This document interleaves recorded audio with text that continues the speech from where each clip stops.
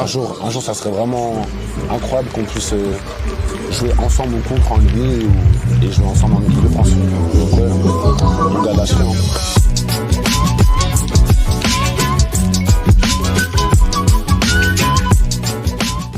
Salut à tous, écoutez, on se retrouve pour le premier épisode de l'interview sur Open Gym TV. Et quoi de mieux que de démarrer avec Armel Traoré. Armel, comment vas-tu? Ça va, tranquille et toi? Ça va, écoute, impeccable, au top. Je suis vraiment content de pouvoir te recevoir. On va échanger une trentaine de minutes sur ta carrière, sur plein de sujets très cool. Vous allez voir, il y aura même un petit jeu à la fin. On a amené un truc assez fun. Et puis on a un bon casting pour débuter, c'est ça qui est chouette. C'est lui le chef de toute façon. Non, arrête. C'est lui le grand chef, c'est lui le futur. Et d'ailleurs, Futur, je te propose, on va faire une petite interview en mode chronologique. On va redémarrer du début jusqu'à la fin pour retracer un petit peu tout ce qui s'est passé. Parce que t'as beau être un jeune joueur, t'as quand même un vécu basket qui est assez profond. Et donc, je te propose de débuter au tout début. T'es né à Créteil, on le rappelle. Avant le basket, tu faisais du judo. Ouais. Le judo, de ce que j'ai compris, ça t'a pas plus marqué que ça. Pas trop, ouais. Qu'est-ce qui t'a poussé à débuter le basket? Honnêtement, en vrai de vrai, j'ai commencé le basket plus comme ça. C'était pas quelqu'un dans ma famille qui faisait du basket, j'étais le premier. Donc de base, je voulais faire du foot. Mais dans la ville où j'étais à Schönberg-sur-Marne, je pouvais pas faire de foot avant 7 ans. Et après, je me suis dit pourquoi pas tester le basket. Et voilà, je pense que j'ai fait le bon choix à l'heure actuelle. Je suis professionnel, tout ça, et c'est mon métier. Donc franchement, je suis content d'avoir choisi le basket. C'est chouette, tu as découvert une porte d'entrée aussi en U15 France à Charenton. Ouais.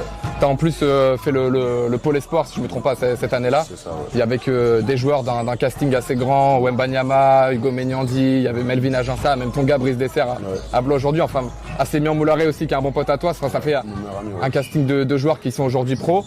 Qu'est-ce que tu retiens de ces premières découvertes et ces premiers affrontements avec des joueurs qui sont aussi le futur? En vrai, je dirais c'était un plaisir de jouer avec eux. C'est tous des bons amis maintenant, voire la famille. Donc je retiens que le meilleur. J'ai fait des bonnes rencontres. Je suis content d'avoir pu aller à Charenton après avoir commencé le basket à Schönberg. Et voilà, on gravit les échelons petit à petit. La route elle est encore longue, mais de jour en jour on progresse. Tu parles de gravir les échelons.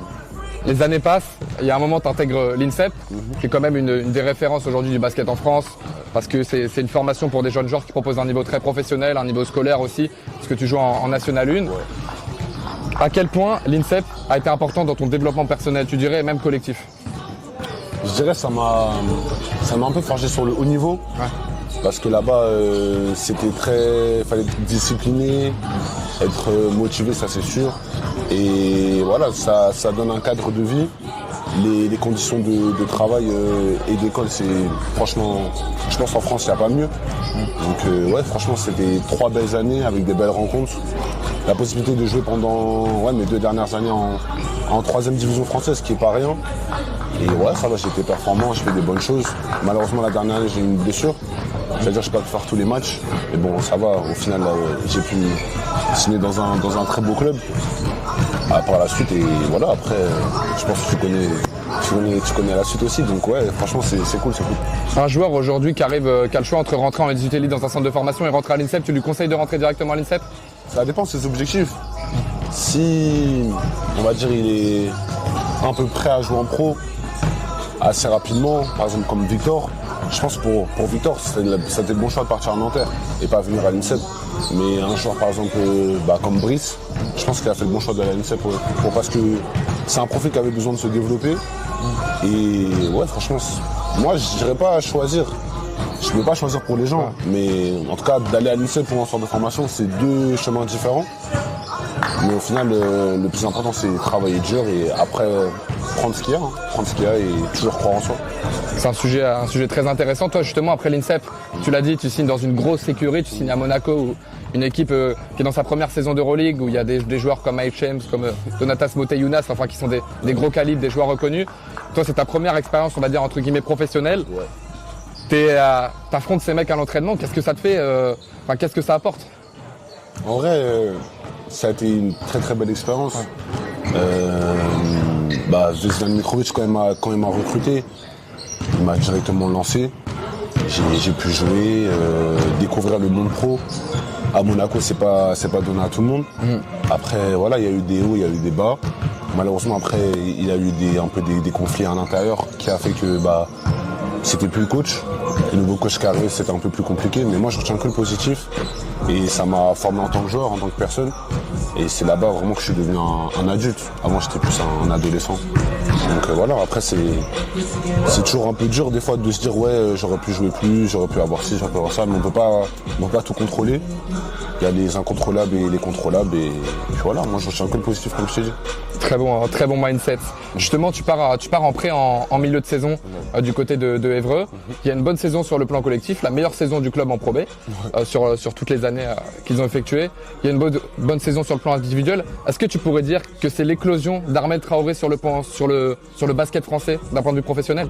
Non, en vrai, moi je suis pas quelqu'un qui veut me mettre en avant ou autre. Je pense que je suis arrivé ici au bon moment, ça leur a fait du bien comme à moi aussi, j'avais besoin de jouer. Et c'est là-bas que vraiment j'ai appris à jouer 4 aussi un peu. Parce qu'avant j'étais vraiment qu'un extérieur, je pouvais jouer 2, 3, alors que maintenant n'importe quelle position sur le terrain je peux jouer à part meneur. Donc ouais, franchement ça a été positif pour eux et pour moi, parce que quand je suis arrivé c'était un peu dans une situation compliquée.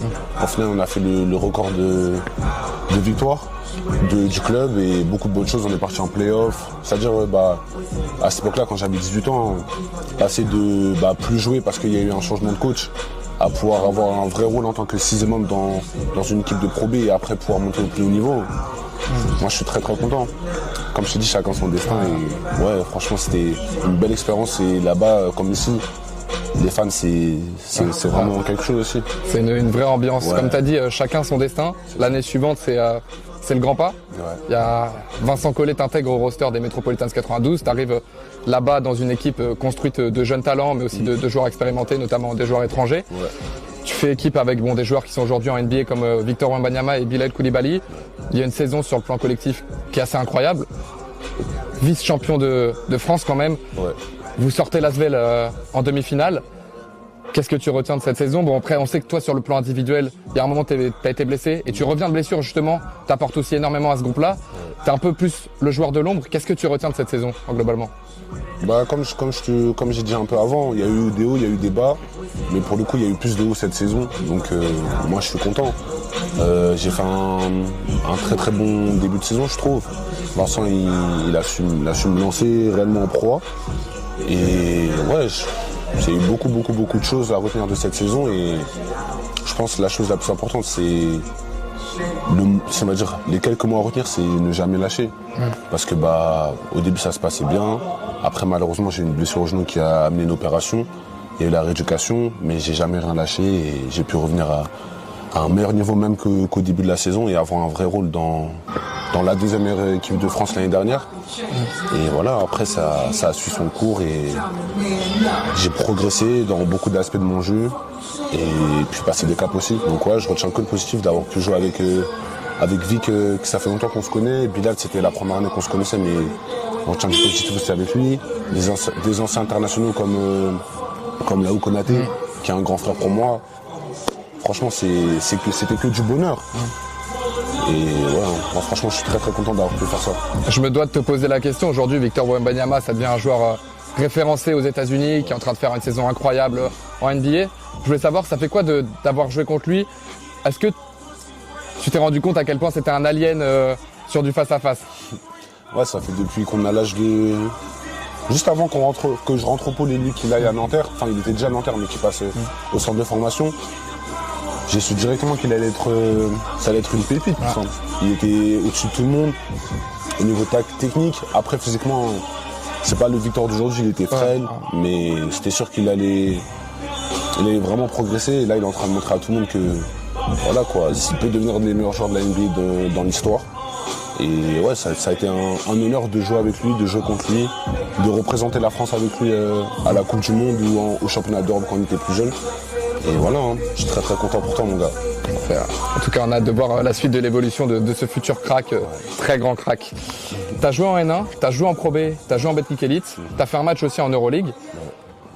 Je voudrais savoir quel est ton regard globalement sur le basket français qui est une ligue, enfin surtout la Betclic Elite, qui est une ligue en pleine évolution, qui est aujourd'hui considérée comme la deuxième meilleure ligue d'Europe. Je voulais savoir comment tu voyais l'évolution du basket français aussi avec pas mal de jeunes cracks qui arrivent. On parle de Wembanyama, mais il y a aussi Zachary Zaché, Alexandre Sarr. Enfin, il y a de belles générations qui arrivent, dont tu fais partie aussi. Ouais. Comment tu vois l'avenir du basket français et le niveau global?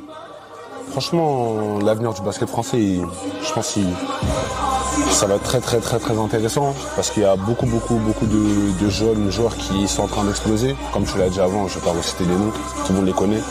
Et ouais, comme tu as dit, j'en fais aussi partie, donc pour moi c'est un honneur aussi. C'est tous les jours de travailler dur, de croire en moi et de mettre toutes les chances de mon côté pour aller au plus haut niveau. Et ouais, franchement, il y a beaucoup de jeunes joueurs qui arrivent, de mon petit frère. Donc quand tu vas voir la vidéo, lâche pas mon gars, je suis fier de toi. Et ouais, franchement, il y a beaucoup de choses à retenir. Et je pense que les équipes de France vont être très fortes. Donc à nous de continuer à travailler, rester les pieds sur terre et aller chercher encore plus loin. C'est ça qu'on veut exactement. Pour continuer dans la chronologie, on a parlé des Mets. Cette année, tu es du côté de la Diablo Basket. Cette année, il y a une saison qui est différente puisque c'est des objectifs de clubs différents. Tu as connu beaucoup de clubs où, on va dire, qui étaient hautement placés dans les championnats. Là, c'est un autre objectif, le maintien. Comment, dans ta tête, tu arrives à passer dans une dynamique où forcément tu t'apprêtes à perdre plus de matchs et à avoir aussi un rôle qui est plus important? Je te cache pas, au début c'était un peu compliqué entre guillemets. Sur les 2 premiers mois, je pense, l'adaptation à savoir qu'on va pas gagner tous les matchs de l'année, que je vais avoir des vraies responsabilités dans l'équipe, voir un vrai rôle de leader, que ça soit en attaque ou en défense. Donc j'ai eu un temps d'adaptation un peu. Mais là franchement je suis content parce que j'ai réalisé une très bonne saison au point de vue individuel. Et au point de vue collectif, on a fait un très bon début de saison. Après on a eu un moment de flou un peu. Et bon, c'est comme ça, il y a eu un changement de coach aussi.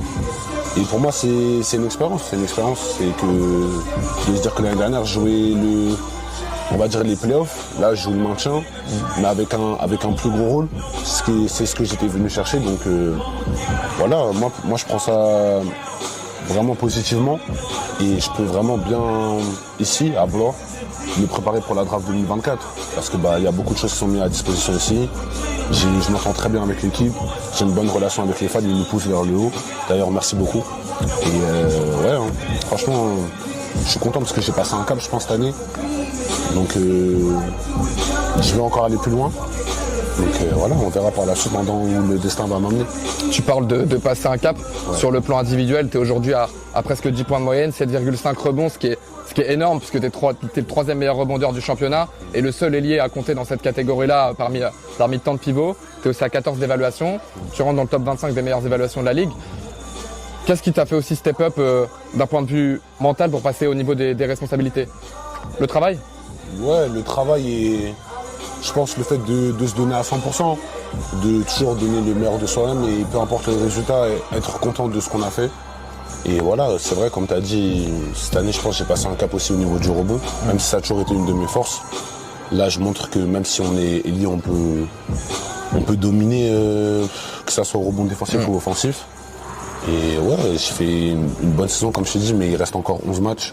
Moi, j'ai envie de faire tout mon possible, ainsi que l'équipe, pour qu'on se maintienne. Et ouais, franchement, il y a encore beaucoup de chemin à faire et j'ai envie avant de partir à la draft, de pouvoir maintenir Blois en boutique elite avec l'équipe et let's go. Hein. Let's go, hein, exactement. Je sais que tu es un joueur ambitieux. Ouais. Tu le caches pas et tu as dit dans une interview pour la LNB, la NBA, c'est pas un rêve, c'est un objectif. Est-ce qu'il y a aussi ça qui est dans une part de ta tête, pardonne-moi, et dans un coin de ta tête? Comme je te l'ai dit avant, oui, c'est sûr. C'est la raison pour laquelle je suis venu à Blois. On va dire, j'avais des projets avec d'autres équipes, que ce soit en France, en Europe ou autres, qui étaient, on va dire, plus alléchantes sur le papier. Mais je savais qu'en venant ici, j'allais avoir des responsabilités. C'est ce qui se passe. Malheureusement, il y a des moments où on va perdre des matchs, des moments où on va gagner des matchs. Mais il faut toujours rester confiant, avoir confiance en le coach. Et voilà. Moi, je dirais que tout ça, c'est un processus. Ça va prendre du temps. Et il ne faut pas lâcher, il faut travailler dur. avoir confiance en ses capacités et voilà, après ça va le faire, c'est sûr. La draft, comme tu l'as dit, c'est pas un rêve, c'est un objectif. Donc on verra maintenant en juin. Mais je pense qu'il faut savoir faire la part des choses entre les objectifs individuels et les objectifs collectifs. Comme j'ai dit avant, l'objectif maintenant de l'équipe, c'est de maintenir Blois en BTK Elite. Et par la suite, moi, j'espère me faire drafter. Ça sera une très très bonne saison pour moi. Et en plus, Dieu merci, j'ai pas eu de blessures cette année pour le moment. Donc je suis très content de pouvoir avoir des vraies minutes et d'avoir pas loupé beaucoup de matchs cette saison. Je pense un match j'ai loupé cette saison. Ça montre de belles ambitions, en tout cas c'est chouette. Maintenant je pense qu'on peut parler un petit peu aussi de l'équipe de France, parce que tu as 3 campagnes en équipe de France, jeune. Qu'est-ce que ça représente pour toi le maillot national? Je sais qu'il y a aussi peut-être l'ambition de jouer en équipe de France A. Est-ce que c'est important cet attachement au pays, on va dire? Ouais, vraiment, pour moi c'est une fierté de représenter la France. On va dire que j'ai la double culture. Mon père il est malien, ma mère elle est française. Donc voilà, j'ai fait le choix en équipe de France en équipe de France de représenter la France. Et c'était une très très grande fierté. Après pour les A, c'est clairement aussi un objectif. C'est pas un rêve. Et l'année dernière j'ai déjà joué pour le sélectionneur. J'ai eu des discussions avec lui. Donc voilà, à moi de montrer que j'ai ma place aussi dans cette équipe. Donc voilà, à moi de gravir les échelons, travailler dur. Et j'espère vraiment être sélectionné le plus rapidement possible. Tu as été vice-champion du monde, pardonne-moi, U19, champion d'Europe cet été U20 dans une compétition que vous avez dominée de la tête aux pieds parce qu'il y avait un super collectif. Qu'est-ce que tu retiens de ces moments d'émotion? Tu es un winner, tu as gagné, qu'est-ce que ça t'a fait à ce moment-là? Je dirais qu'avec la génération 2002, il y avait Victor et moi et Brice dans l'équipe. On a perdu en finale, c'était une déception. Même si en soi, il y a beaucoup de gens qui vont dire la médaille d'argent. Vous êtes passé à rien, c'est ça le truc, c'est que vous dominez le match, vous êtes devant et puis au final, c'est le dernier carton qui prêche. C'est ça, ouais, franchement, c'était une déception, mais ça fait partie du sport. Comme certains grands champions disent, on ne perd jamais, on apprend. Donc voilà, on a su apprendre de nos erreurs, j'ai su apprendre de mes erreurs. Et après, du coup, cet été, on a été champion d'Europe avec l'équipe de France U20. C'était quelque chose d'incroyable avec Max, Adama, Maxime, etc. On a vraiment un vrai groupe, et ça montre que, comme j'ai dit avant, il y a certains joueurs qui vont passer bientôt avec les A. Donc voilà, il faut travailler dur et pas prendre les défaites ou les déceptions comme une fin en soi, parce que y a toujours un moment où on peut rebondir. Par exemple, avant d'être champion d'Europe, j'ai perdu en finale avec le Valois. Et au final, après, j'ai été champion d'Europe quelques semaines après. Donc voilà, il faut toujours croire en soi. Et on retient les expériences passées pour être meilleur à l'avenir. Tu as mentionné ton frère dans l'interview. J'aimerais qu'on parle de lui aussi. C'est un jeune crack. Il y a la draft ESPN, je crois, qui est sortie dans pas longtemps. Il est mentionné premier tour. Un vrai prospect qui fait une super saison en N1. Qui va avoir aussi une grosse saison l'année prochaine. On ne sait pas où, mais en tout cas, on lui souhaite le meilleur. Nolan Traoré, quel regard tu portes sur ton frère? Tu as aussi ce rôle de grand frère qui a de l'expérience pro. Si vous partagez la passion commune du basket, quelle est votre relation? Franchement, je suis très proche de lui. Et je suis très très fier de ce qu'il réalise. Donc voilà, il faut qu'il continue. Comme pour moi, il faut qu'il reste les pieds sur terre. Là pour le moment, tout se passe bien pour lui, mais tout peut descendre aussi. Donc je parle beaucoup, j'essaie de lui donner, comme tu l'as dit avant, mon expérience, de faire mon rôle de grand frère aussi. Et voilà, il y a mes parents aussi qui sont là, on est bien entourés. Donc franchement, on a toutes les chances de notre côté de pouvoir montrer de très très bonnes choses dans l'avenir et marquer l'histoire du basket français. Donc ouais, je souhaite que le meilleur. Peu importe où il sera l'année prochaine, il faut qu'il se développe et qu'il aille chercher la NBA. Parce qu'un jour, ça serait vraiment incroyable qu'on puisse jouer ensemble ou contre en NBA et jouer ensemble en équipe de France. Donc ouais, mon gars, lâche rien. On lui souhaite le meilleur en tout cas, et j'espère aussi pouvoir l'interviewer un de ces quatre. Je glisse mon petit truc. Ça a l'air d'être vraiment un bon gars. Je vais terminer cette interview avec une petite question un peu subtile. Que souhaites-tu au Armel Traoré de 2030 au niveau des ambitions et des objectifs? En vrai, c'est dans pas très longtemps. Hein. Ça approche. Pas très longtemps. En 2030, je serai, on va dire, presque au prime de ma carrière. Donc si je peux me souhaiter quelque chose, c'est déjà de la santé. Très important. J'espère qu'en 2030, ouais, je serai en NBA, que j'aurai pu confirmer pas mal de choses, que j'aurai pu avoir des sélections avec l'équipe de France A et de pouvoir jouer avec mon petit frère, que ça soit en NBA, en Euroleague, ou de pouvoir jouer contre lui. Et ouais, beaucoup de bonnes choses et maintenant on verra. Hein. L'avenir nous le dira. C'est le destin qui va décider de ça. Exactement. On en a terminé pour la partie interview. C'est ça qui était chouette. On va terminer avec un petit jeu quand même, avec un peu de fun pour les gens qui connaissent la true story. C'est-à-dire que je vais t'énumérer des phrases. Tu dois dire la fin pour que vous expliquiez aussi le concept. Est-ce que t'es prêt? Est-ce que t'es ready? On a mis des trucs un petit peu cool, un petit peu sympa. On va sans vouloir te déstabiliser. Je m'appelle Armel Traoré. Mais mes coéquipiers m'appellent aussi. Ah, m'appelle aussi Aichi. Aichi. Avant chaque match, j'écoute. Ça dépend du mood. J'ai pas de son exact en tête. Mon move préféré sur un terrain de basket, c'est? Je dirais reverse dunk. Hein. Reverse dunk. Bon classique. Le joueur que je froisse en 1v1, c'est? Ça c'est logique, c'est Brice. Mais bon. Pas de doute. On va pas trop polémiquer. Quand il regardera la vidéo, il va dire que c'est faux, ouais. Mais tout le monde sait que c'est vrai. Je fais un gros shout-out à Brice d'ailleurs au passage. Mon plat préféré, c'est? Waouh. Je dirais les plats de ma maman. Les plats de ma maman, peu importe, c'est toujours bon. Valeur sûre. Ouais, Valeur sûre. La meilleure ville de France, c'est? C'est Paris, hein. C'est Paris. Je suis bien d'accord. Même si là, c'est pas mal. En dehors du basket, j'aime? Être avec ma famille, lire et juste me détendre, hein, c'est important. Le champion d'Euroleague cette saison sera? Ça c'est une question difficile. Hein. Ça c'est une question difficile. Bon allez, on va être French un peu. Monaco. Ouais. Très bonne saison. En plus il y a 6 victoires de suite là. C'est pas mal. Hein. Ça marche bien en ce moment. Ça marche bien. Ils ont fait un bon truc, ouais, c'est clair. Le meilleur joueur du monde au basket à l'heure actuelle, c'est qui? À l'heure actuelle? Ouais. Moi je dirais LeBron James. Hein. Le GOAT. Devant Michael Jordan pour ceux qui veulent. Non, là je vais me faire taper dessus sur Twitter. J'ai rien dit. C'est mes problèmes. Si je n'avais pas été basketteur, j'aurais été? Je pense journaliste sportif, quelque chose en rapport avec le sport. La prochaine fois, on intervertit, tu m'interviews comme ça, en fait bien. Peut-être. Je teste. Non, bah écoute, merci beaucoup Armel, c'était tout pour moi. Merci beaucoup d'avoir répondu à l'interview, ça nous permet de nous aider de démarrer.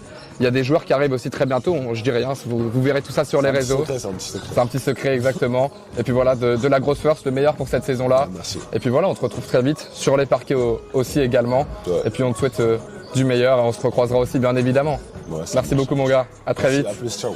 Ciao.